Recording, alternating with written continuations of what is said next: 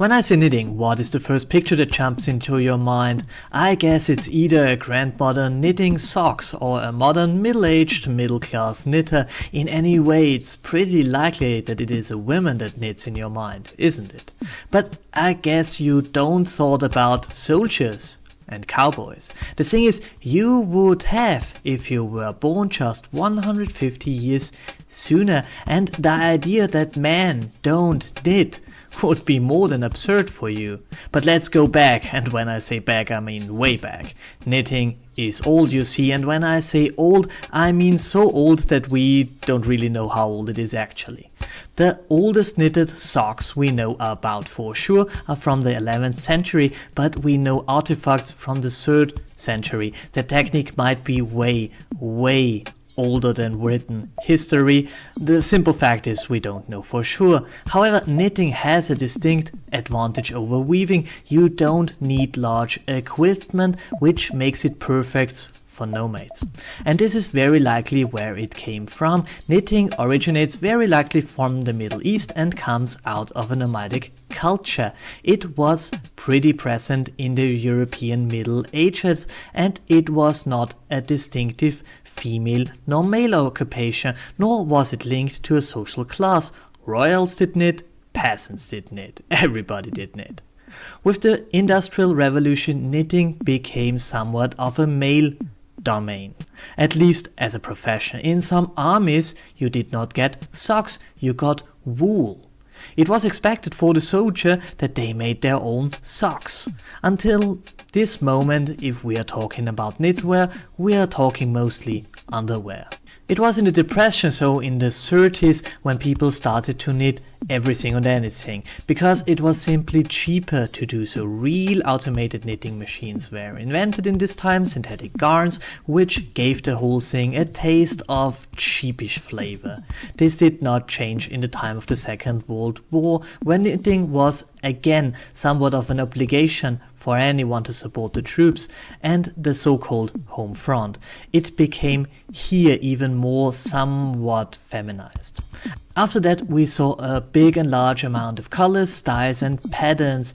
It was still sort of a skill rather than a hobby, but this was the point in time where it was branded as a skill that is for women, mostly.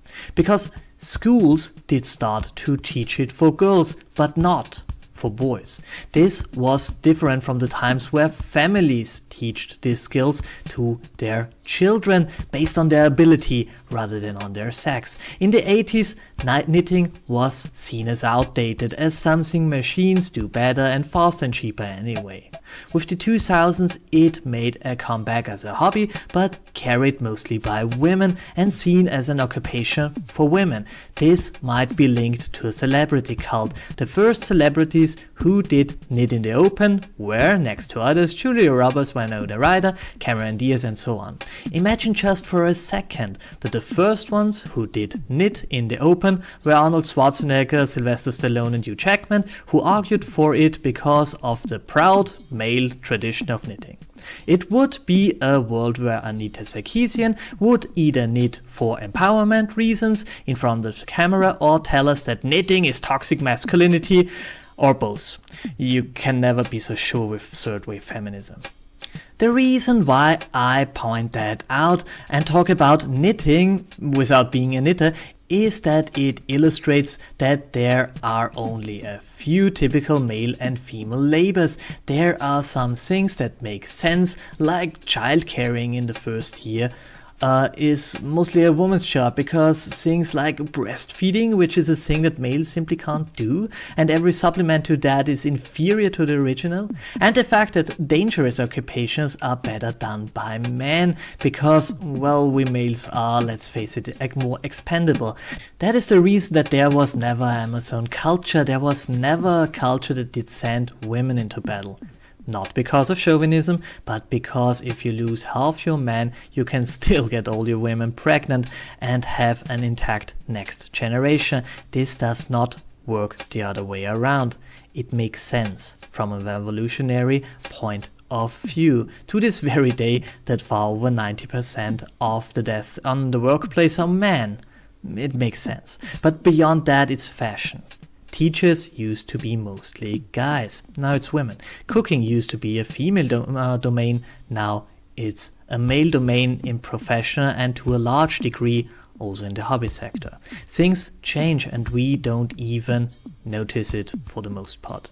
Derived from that, I'm not really comfortable with the idea that everything we deem to be masculine or feminine is what it is right now and will be how it is now and shall be as it is now because of reasons we mostly just made up. And I blame the state for that, not society and surely not the evil patriarchy. Not even the feminists. The state. The state puts labels on children and treats them all in the same way, although they are not the same. A family would never do that. In a family, those did knit who were able to do so because those families who linked the things that had to be done with those who did it best were simply more successfully than those who followed doctrine like all males must do that and all females must do that. And this is the way to go. It's not feminism and it's not anything like that. It's anti-collectivism, it's individualism. Those who can should do it in such a society where those who can do the stuff do it, where not the state can compensate for his own failure with subsidies. The whole question vanishes. If something is a woman's task or a man's task, this question is completely gone. Inequality is a direct result of a big state, of influence on education and profession.